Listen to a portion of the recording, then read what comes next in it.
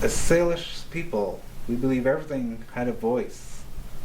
In the beginning, all animals and beings, they all learn one from another, finding our place, finding who we are. And closer to the beginning, they say that it was the cedar tree. It was the cedar tree that came out with the songs. And they said that cedar tree sang beautiful songs. It was the first one to sing songs. Far and wide, the cedar tree with the branches up, oh, oh, oh, oh,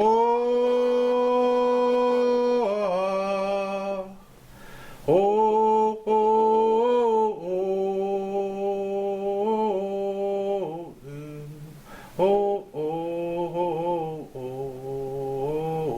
oh, all kinds of songs came out. Beings far and wide were coming. And then one day they realized the cedar tree wasn't singing songs. And, it was quiet. And, a lot of people traveled to hear these songs. And they realized this tree wasn't singing anymore. And the elders and beings got together. And they brought the cedar tree, a little tree. And that made that tree happy. And more songs came out. And there was all kinds of songs we have today that were handed down. Celebration songs, ceremony songs, war songs, all kinds of songs came out to be handed down over the generations. And it was, and then as time went on, that the cedar tree realized the little tree was even bigger than the original tree, and that it was old, and the top had broken off, and that tree really looked after the tree when it was little. It shaded it from the sun, protected it from the storms. But that little tree grew up and in turn was looking after the elder, shading the elder from the beating of the storms and the scorching sun. And a lot of our people reflect a lot of the stories, because the great care we have, and something and teaching the songs and the teachings of the people before us, just like that tree of the story. The importance of elders and respecting the elders. That's one of the biggest teachings. So just like in the story, we grow up and we look after the ones that looked after us. Oh, yep. Chileta, Tanesna, Nij, Tseycum. I look at the elders I can remember because them speaking the language. My grandparents spoke both Hokamina and Chindathan. My mother is one that was, I looked up to her a lot. She would say, "Michewiti the yamat, stewiti each school and in the squall." And that really got me, got my heart, listening to the language, listening to them speak, and you're sitting there as a young fellow, understanding what they're saying. He says, "You come here and you sit down. I think you got ears to listening to me." I can understand both. I speak a little bit of both, but I can't reply it back, not unless I think of what I have to say. I mean, I love the stories. I love the language. I came here to learn about our people myself. The memories that I used to speak Tseycum until I went to school. Unfortunately, I don't speak Tseycum or Hokamina. That's what I say. I was gifted in my life one time.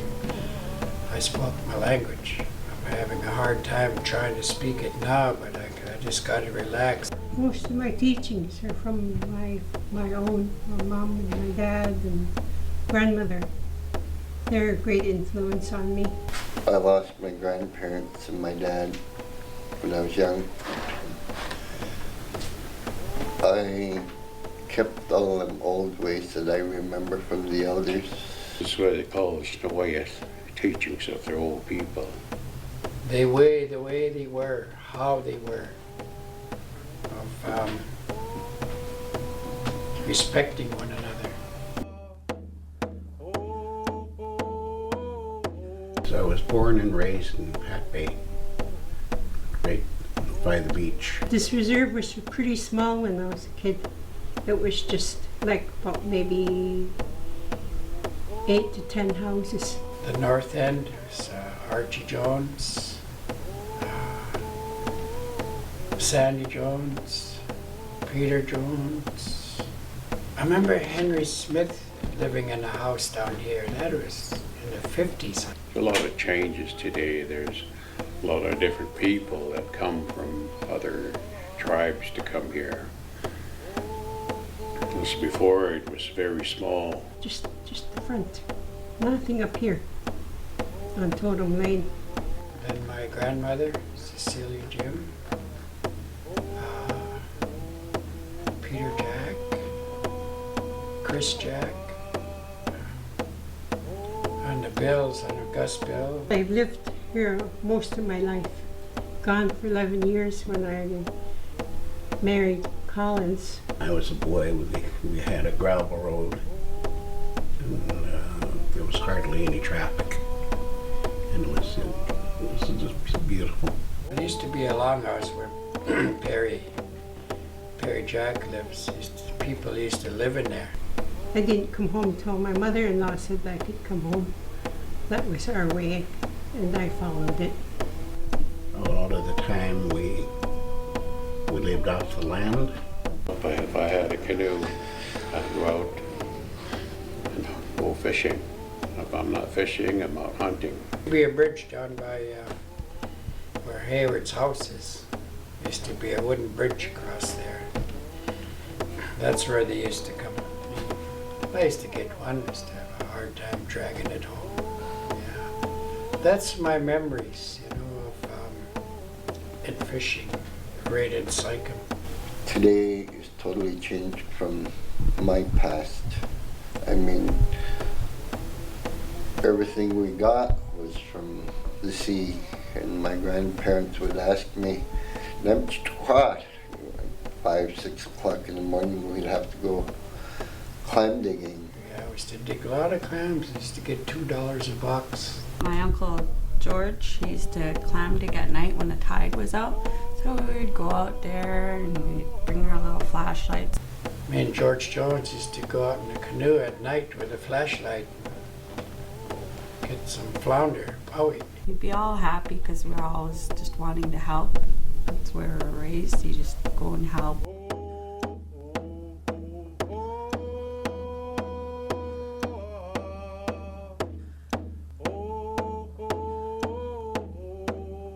Our teenagers, our young people are not as strong. They're usually sitting around most of the time. They're not active. And I'd go over to Cecile's place and she'd say, go chop me some wood. Them squails, you know what you have pushed in this club. Yeah, that's what you have. Someday you're going to use the words that I'm giving you. Remember them when they're saying to me, looking at me, it says, you better listen. We're not going to be here all the time. You know, they told us about that, about the teachings of our people. You know, as she kept talking to me, I guess she noticed that I was starting to get hurt by the words that she was giving me. But she gave me an understanding about, she said, oh, it's a daddy naman na. Tseycum Stories, how they spoke, it wasn't really harsh words. I'm not even mad at you, she says. I just want you to be good amongst your people. I'm just glad that these young people got to do something to see what work is like. Native what is that you give an advice to young people how to follow their life. Hi, my name is Cook Jimmy. I'm from Tseycum. My name is Daniel Jimmy and my Indian name is Shochil. Hi, my name's Johnny Sampson. I'm Thelma David. My name's Natasha Underwood. I'm 25 years old. My name is Samuel Joe. My name's Archie Jones. I'm 26. I'm from Tseycum. My name is Edward Jim.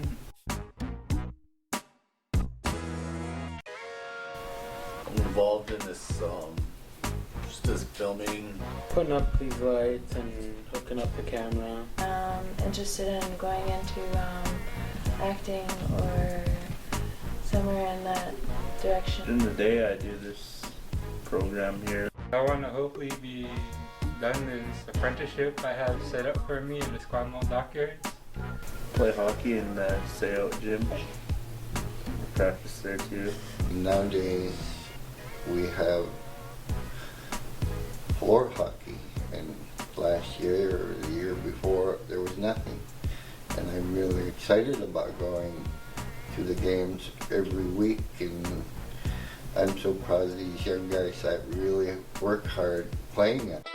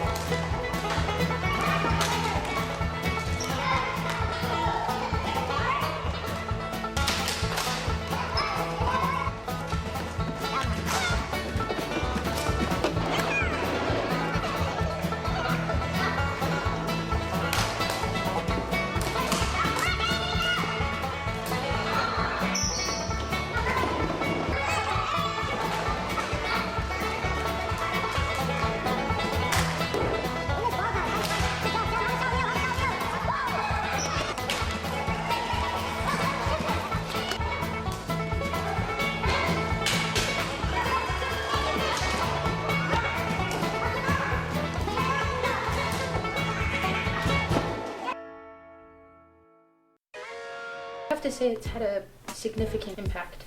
I grew up around culture ever since I was 5 years old. Our grandmother, she lived to be 104 years old. That's where we got most of our teachings from. You know, I always say that when I talk in the big house and the table, I said, you know, it's up to us now. We become the old people. Ever since I was like 4.5, 5 years old, I'd be at the lawn house or in the sweat lodge, and in the big house, Shaker Church. That was our teaching. It was our Indian school, like, you know, learning about the past and teaching us what we had to know, what our purpose is, like the longhouse, our work there. Even different types of culture, like in the interior culture, the Sundance. Only culture I do is this big house, so it was good being in there. It helped me calm down on. We're the ones that gonna carry this young one the best way we can. As we become elders, these younger generations should be starting to take care of us. Today we don't have any elders. We're losing. The elders are almost gone. Like, they're not going to be here forever to teach us. I try and teach my children how to be and to respect people. Their culture is all we really got left now without our language, right? We have some couple of artists in this community.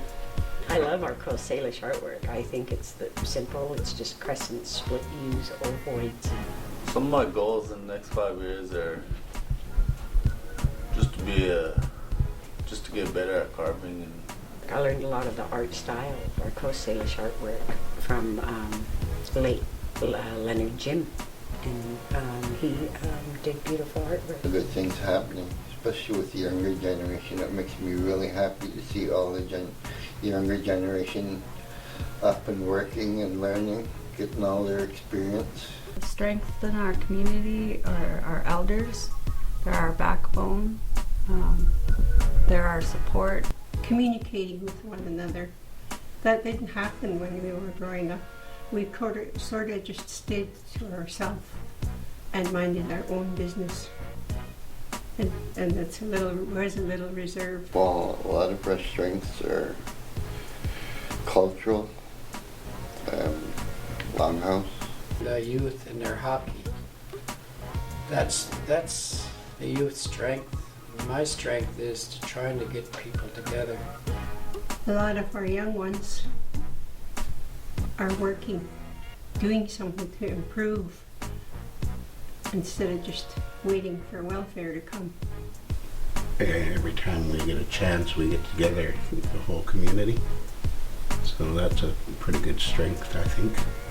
The chief and council are doing a good job looking after the people, and it's like what we're doing here. We never had this, or having like elders to interview. Or the Wellness Society. That's the only big event that's happening in Tseycum right now.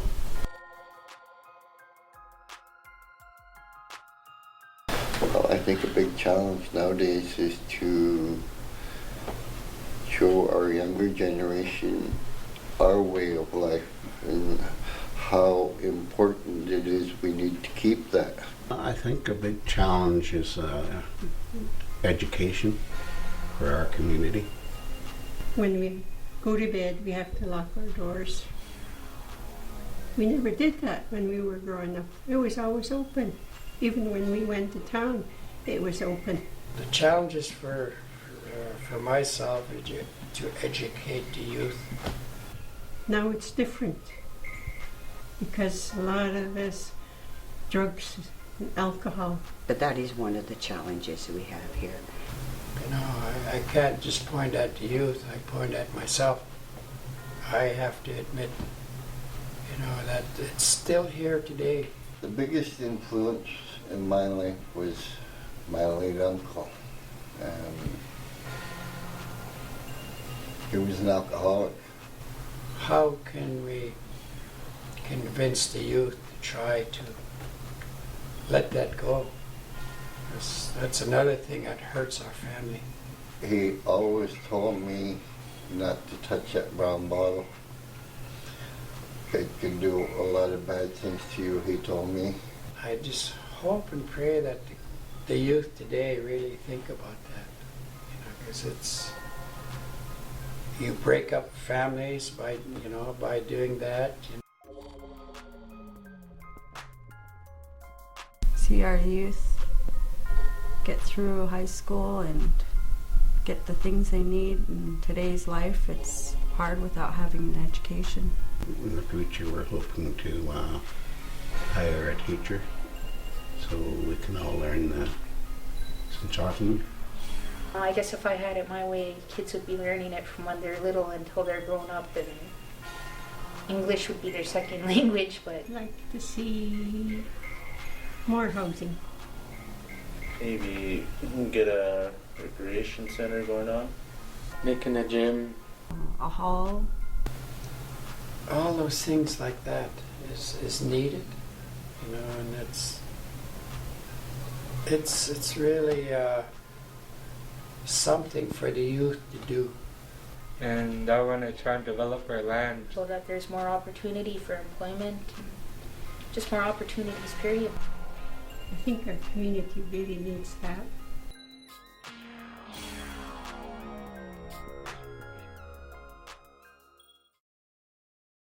No matter where I go, here in Tseycum, this where my heart's at home. I found Tseycum always welcoming. There's, life isn't perfect, but there was always, trials and tribulations and stuff we have to face in this world. But being a small community, we all seemed connected. Even if somebody had differences, we still all came together. It's a small community where there's a lot less bickering and fighting, that we still seem to stand together as one. Netsuma. That's one of our biggest teachings. That means one in spirit and mind is who we really are as Kwamok people. To the root of who we are, Netsuma, we're one. The way we stand and the way we live together. We all have our gifts, but no one is more important than the other, because we all have gifts and we all bring something to the table. I see Tseycum keeping our young ones busy and setting goals, and the get-togethers, have meals.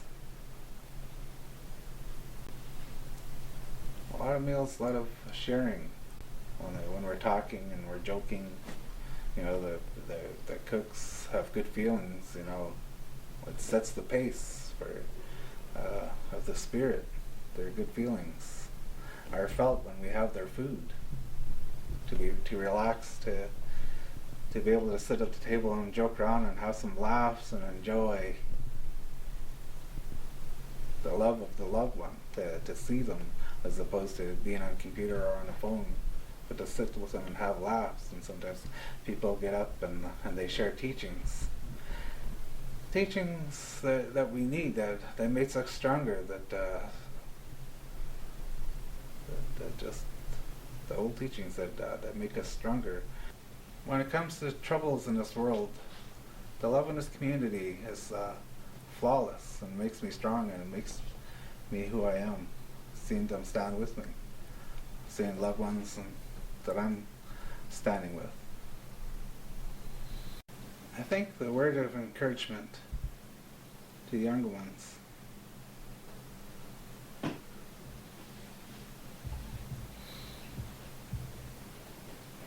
is never stand alone. Just when you think there's no way out, there is a way out when life gets tough. When it seems like there's nobody to talk to, find somebody to talk to. There's somebody there to stand in the gap,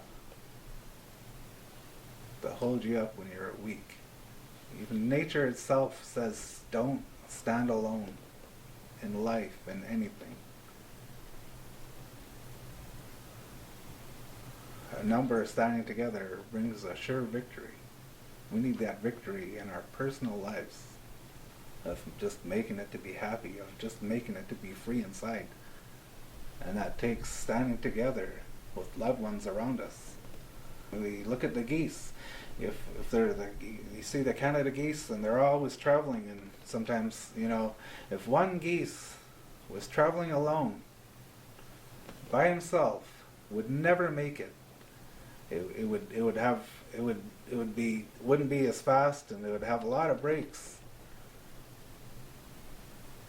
For a geese to make its destination alone would never make it. That nature says that geese wouldn't make a long distance travel by himself. That geese would die. But when the geese are all together and they're all in formation, you know, they get there at a faster pace and fewer breaks, and they all make it. And that's where we are.